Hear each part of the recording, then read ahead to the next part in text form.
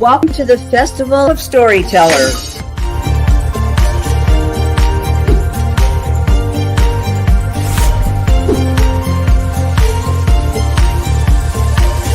I thank everybody that's involved with this process because we know writers need readers and writers need publishers.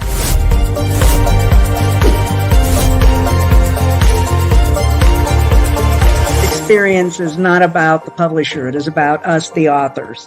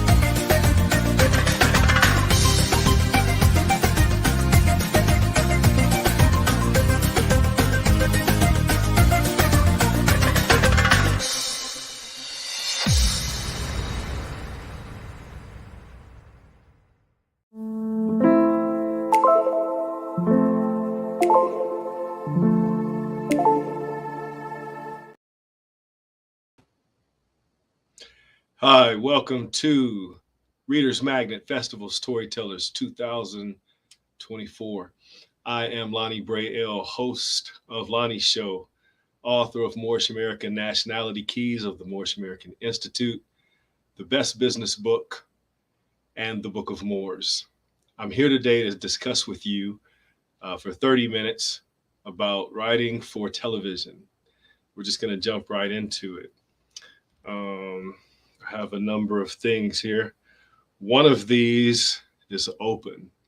I'm going to use these like metaphors, tools that you'll need as a writer. Which one will enable you, or the ones you need, the tools you need to enable you to be heard in your television script? In your television script, you're writing for a commercial market. You have to write to a point, which is at that commercial break. At that commercial break, you need to have told your story to a certain point to where you have climbed a little hill or a mountain, and then you're at the cliff, and you need to leave your audience hanging on that cliff at the commercial break. So if you're writing a story that's for 30-minute television, then your story needs to be between 18 and 22 minutes long. That enables time for production to interject commercials at certain points in between your story. If you're writing a story for 60 minutes, then of course you double the length you double the length of your story, but also you have the same amount of cliffhangers. You would have 4 cliffhangers as opposed to 2 in a half-hour story. You're writing towards 4 cliffhangers. So unlike a traditional 3-act play or the screenplay in 3 acts with the middle portion being 60 pages roughly, and the beginning and the end each being 30, you're writing roughly 36. Hold the question for a second. You're writing roughly 36 to 44 minutes for a 1-hour piece. And again, that enables product placement. Who is going to sponsor you? Whose products or services are going to sponsor you? It could be something connected to your story. It could be nothing at all, meaningless. But You're able to interject someone's product or service in your story. So that's one way to think about making money with your written for television script, is who's going to sponsor you. And how do you get those contacts? You call them on the phone yourself. You say, hey, I got a story. I have X amount of followers on YouTube, Tumblr, Twitter. The more you have, the more clout you have. The more people you have listening to you, the more companies are going to be listening to you. So these are some things I'm going to share with you that's not so easily shared in a classroom or from a professor, or after you've had a few classes and somebody could have just told you some of this stuff in 30 minutes and kind of wired your mind to be on a different way than or a faster route than it would have through some traditional college and university learnings. My screenplay writing started at Cleveland State University. I wrote a paper that enabled the screenwriting degree to count for English credits through humanities or electives. I forget which one. But if that's not available at your school, if there's a writing for television class or a writing for screenwriting class that's available at your school, but it doesn't fit for credit with your major, you probably can make it do it. If it has to do with communications, psychology, sociology, philosophy, psychiatry, anything with the mind and creating characters, law, even pre-law, not just writing for television, but the idea. Now we're going to talk about the craft of writing overall, television included, but writing for characters. Your characters are not always something you create. If you're a writer, you already know this. You've bit off your friends and mimicked portions of their characters and made them your own characters in some kind of a way. That's what we do. Your characters for television have to be written in such a way that they're going to tell us so much about themselves within the first 4 or 5 minutes that it's comparable to, in a movie, something that would take maybe 15, 20 minutes. Let me see this question here. Welcome to the virtual stage again. We're absolutely shocked to have you go live with us. Your presence is about to light up screens and minds alike. Maybe that'd be cool. And let me be mindful of the time here. All right, we're good. We're about a third way in. If you have questions, you can write them on the sidebar there. I'll see them. Ben Moore commenting, your discussions about writing has been so informational. Good. Are you planning on writing for television, writing something for television? And when I say that, I don't mean trying to get your piece seen by large networks necessarily. What I mean is you can get you can write your television spot and have it shown at your own venues. You can create your venues. You can contact your local libraries. Some of them have reading rooms or AV rooms, theaters. They rent out space. Cleveland libraries typically have several different size rooms that the public can just rent out. And I'm sure it's like that in several other places too. And the libraries aren't the only extension. Community centers, you want to get your piece seen. And excuse me, I'm a filmmaker also, an award-winning filmmaker, by the way. So I'm thinking about film while I'm saying this, and I'm saying your stuff seen, and we're talking about books, and we're talking about writing, and we're talking about writing for television. So in writing for television, the more you can see, the more you can visualize, the more money you can conceptually make. from the product to what clothes are being worn, what foods are being eaten. Um, what is your idea of what are you promoting? What are your beliefs? That can things like that can affect what companies you approach to endorse your product, which is your screenplay written for television. Ultimately, I think if you're writing for television, then you do want to see your work displayed. So you either become a filmmaker or somehow you make friends with a filmmaker, or you can just pay them. You have a lot of money. You can just make people do what you want them to do instantly, and you know what needs to be done and all of that. Otherwise, there's an entirely different element from writing to actually realizing the finished product as a television show. Television is not the only place to market your script or place. Yeah, to market your script. You can market, you can sell to YouTube, you can sell through so many social media, but there's also other countries directly. You can also go into some mom and pop theaters, movie theaters in some small towns, and grip hands and make a deal, and they'll show your film.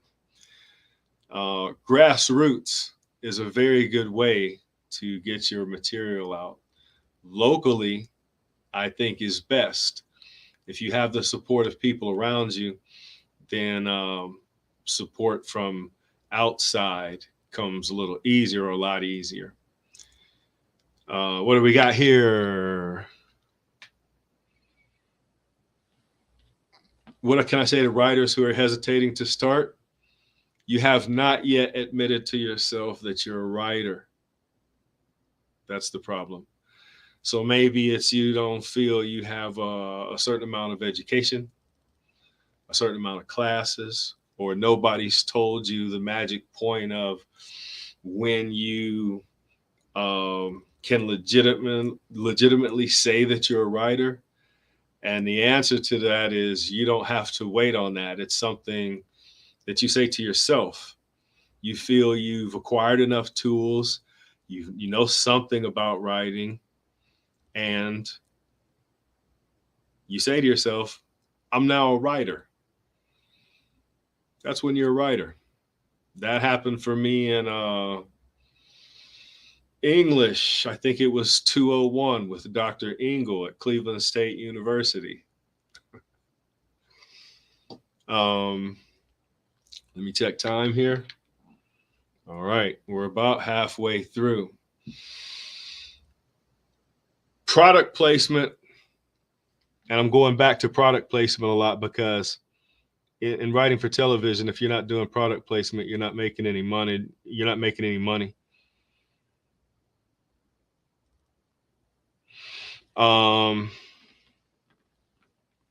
When you're writing for a wide audience, you are going to need to write diverse characters. Diverse in all ways, as many interesting ways as you can think of, because then you can find your market. Who is watching you? What kind of demographic, what kind of geographic is your product attracting? And then you want to maybe more appeal to them, build those certain characters up. And that becomes your bread and butter. When I'm talking about writing, I always think about producing. I learn both at the same time. So one thing I have to say about writers, and this is going back to the previous question of why procrastinate, or writers that haven't started. Those writers are afraid. They're afraid. They're afraid that, somebody's going to laugh at me. Somebody's going to laugh at me. And so what? They are. You want them to. You want them to hate you, or you want them to love you. It doesn't matter if they're reading you. But the fear thing, hang on a sec.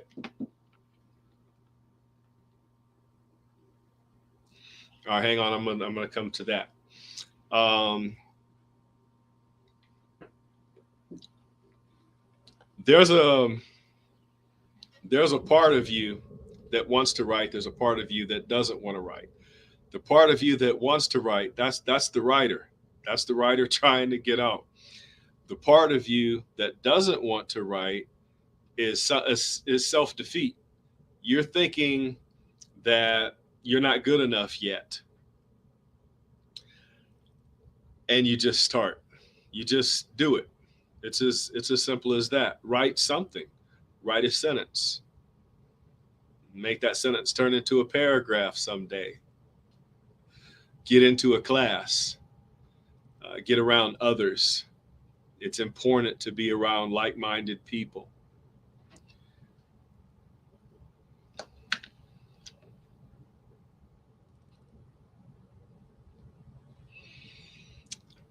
Oh, that's good. Credible sources give credible sources. That's one thing. Yeah. Um,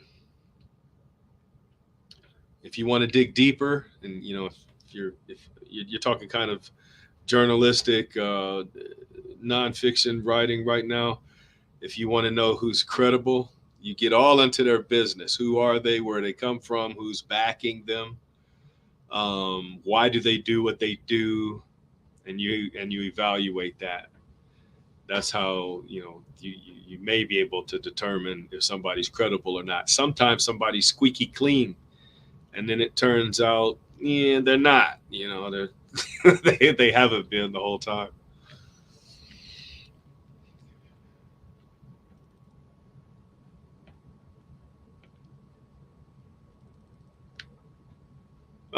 Depends on film commercials or novels. That depends on your love or your goals. If you don't really love this stuff and for some reason you're just involved in it, um, what do you are you thinking money? Well, films, uh, definitely. And if you're thinking love, then you go with that love, whichever one it is: films, novels, whether poetry, whatever you want to write. Um, as writers, we tend to write our heart. As writers, they're not always honest, and sometimes I think as writers, writers can tend to feel that if they can't answer a question, well, recently I was with a writers discussion, and one of them who was very credible to me, seemed very credible, and then he said something that, because of a certain expertise I have, I realized he was lying. And if he lied about the second thing, then what else is he lying to me about? Which is what's on my mind. Um, and I have to call him out on this. I don't know if anybody caught it, or what platform I did it on. I'm not gonna say, but it's happened more than once in life. And that thing is, somebody said that they have a black belt, a third degree in particular, a third degree black belt in Jeet Kune Do. For those of you who don't know, Jeet Kune Do is the martial art of Bruce Lee. Put it simply as that. Um, and in the martial art of Bruce Lee, there are no belt ranks, there are no sash ranks, there are no degrees. Um, so, if you're gonna write with integrity. If you're not writing with your love, you're not gonna write with integrity. Eventually, you might be prone to lie. You might be compelled to lie. You might become somebody who's not you. You might get lost if you're not being honest with yourself. Hi, Angela.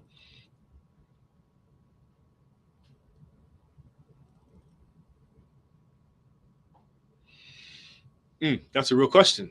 Not, that's a deep question. All right. So I didn't start writing first. I was a computer science major. I was going to develop artificial software and sit at a desk and be alone, and that seemed boring. And this is how I became in that situation anyway, and happy about it as a writer. Um, I was in Mexico, in Guanajuato, sitting at a place called Bar Ocho. And one of my friends, Kent Evans, um, he was having a lot of fun. He's a writer. He was an English major. And there were some others, writers and English teachers. And they weren't making a lot of money, but they were having fun in life. And it stuck in my mind. And I didn't directly convert to English. I became a linguistics major. So I learned some stuff as a linguistics major. I got out of linguistics because it would have taken me 2 to 2.5 years extra to graduate, because there was only one linguistics professor at Cleveland State. So I became an English major. All of this on time, graduating on time, by the way. I took filmmaking classes and screenwriting classes and drama, writing for stage, and acting classes to fulfill my humanities and electives requirements, because I had 2 friends who were into filmmaking, or said they were going to be. They never made it to be in that. And I joined a film club, and I joined a film group. And the most important thing was, in that film group, it was like the writing. I learned all these different tools. I learned how to do everybody's everything, because one by one they started dropping off, and I needed to get productions done. So I was just one day in the editing studio, like, I'm an editor now. Hey, how do you do this? What does this button do? How do I cut this? I want to do this. And people were just showing me stuff. That's how I learned. And then I took editing classes. So how do I bounce around? I have a vast education. I know the requirements for what might seem minuscule differences for writing for television versus writing for stage versus writing for screen. And I also know how to write for law and science and technical.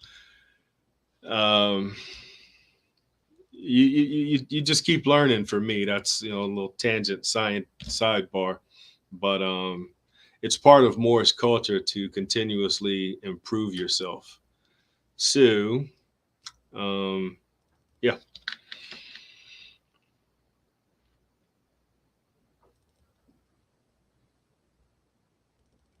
All right. So the way that the streaming, in particular, streaming platforms, streaming platforms have provided small time filmmakers like me and my friends to get our works seen easier, even sold, if we're shooting on the right cameras, which we have, by the way, as of today. We have Netflix approved cameras. That means also we can sell to places like Hulu and so forth. So for a few $1,000s and a whole lot of skills and a few friends, you can make an untold amount of money with your ability to write. Your ability to write is the blueprint to everything. Don't ever discount the writer and say, let's just shoot a reality show or this and that, because none of those productions work ultimately without the writer.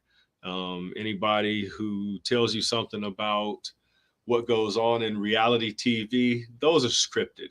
They weren't at first, maybe, but they are now. They need writers. There's been times where somebody says to me, "Hey, Lonnie, I got a friend. He's got a screenplay. He wants to shoot a movie. He's got some money." I say, "Good. Let me see the screenplay. Let me see if I like it. If it's within my PR, what I want to represent." They say, ah, he doesn't have a screenplay. Why doesn't he have a screenplay? Ah, he doesn't know how to read or write. All right, that's a problem. See, because now you're talking about only one person knows what's going on and has to communicate with everybody else, all the department heads and what the department heads or the subordinates. There's a lot of filmmaking, television making is very industrialized. It's very specific with the job placements. Everybody has things that they are specifically supposed to know and do. And somebody who doesn't even know that about the business is going to have trouble in the business. I don't care how much money you've had or have. I've seen people waste a lot of money because they can't tell people fast enough what to do before the sun goes down. And the sun goes down, and now you can't shoot. it's not a daytime scene anymore. Yeah, I've seen people waste thousands of dollars like that. You got people standing around for 1 hour. That could cost you $15,000, on a small budget.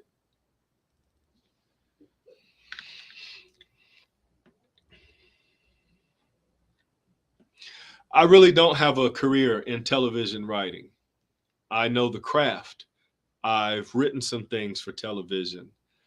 All right, so I got started in television a little bit. But what got me started in it?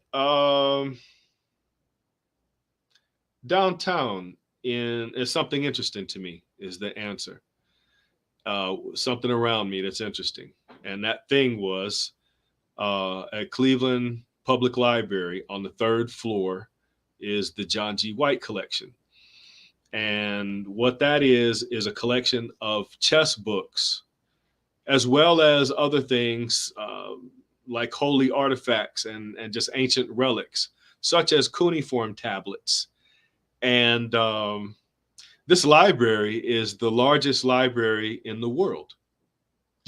I was shocked to learn that it's the largest library in the world. And I shot a documentary on that. That's the point where I said to myself, I think I know how to write for television. I could be a television writer.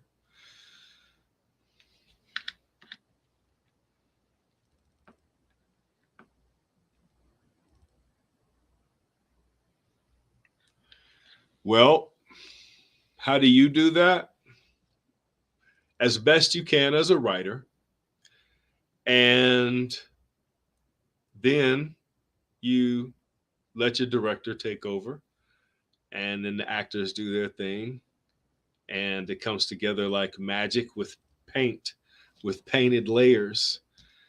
Because next, what happens is the lighting person, the makeup person gets to play, the wardrobe person, paint their layer. And then there's the editor. And then finally, the sound technician. And all of those things layered together will tell you a writer as a story that you were part of creating. I keep talking about production of going all the way to the film. I'm trying to stick within the topic of writing, but it doesn't cut off for me there. If I write something and I want to film it, then I can film it. But I went to school for 11 years. I have 11 years of college and university education. I went to school late. I partied and had fun. Not with all of my early 20s and 30s, but I had a lot of fun. I didn't do drugs. I just want people to know that. I never did drugs. But I just had good, clean fun, driving fast cars and learning how to spin them backwards and do donuts and ride horses, fishing, boating, cruises, traveling, visiting people. And all of those things strengthened me as a writer. It's very important for writers to have experiences and not just try to sit and go, oh, I think I'm going to come up with a story all by myself today. Yeah, you might for a while. But I think they said pretty much every good writer has about 7 good stories in them. If you want more than that, you're going to have to go out into the world. You're also going to have to expose yourself, open your heart, share your mind is what I mean, and let people see the real you. Your vulnerability as a writer can bring the most valuable jewels to your creation. Nobody knows you like you, and the stories that you have to tell, no one has heard them. No one's seen them. They're yours. So you're the only one who can tell that story. And when you do that, one of the hardest things after opening yourself up and exposing yourself is letting go. You have to let go of your story. No matter what you write, you have to let it go. It's not yours anymore once you've finished it and put it out to the world. You're walking around here now and people can ask you, hey, what did you mean by that? And you could say something, but maybe it means something to them else. It means something else to them anyway. When you're gone, all that's left is what you had, what you put forth, and people are going to interpret it how they will. So one of the weaknesses I see in writers is being so attached to their work, especially if it's one work, and it's dear to your heart and you love it and it's so precious. Well, then you should not be exposing that to the world. You probably should not be letting people read that, because if they say, I didn't like that, that sucks, then you're hurt. And that's not the way it should be. As a writer, you want to have thick skin. No matter what you do in life, no matter which choice you take to step, you're going to make friends, you're going to make enemies. You did something somebody likes, that means you did the same thing somebody else does not like. But when you're telling a story, this is a good thing if it's directed at your character. Make them hate your main character, or not just your main character, but especially your main character. Make people hate him or love him or her. That's what leads to your cliffhangers, because we want to care about what happens. And we're going to sit through the commercial and get marketed to and wait to see what happens. How do I come up with a catchy tagline for products or commercials? I look at what the commercials are trying to accomplish. I look at their symbols and I look at their names and try to put something catchy together from all of that. That's where I start. Yeah, in writing for television, you're not going to really be challenged to do something like that. Somebody's supposed to do something like that for you.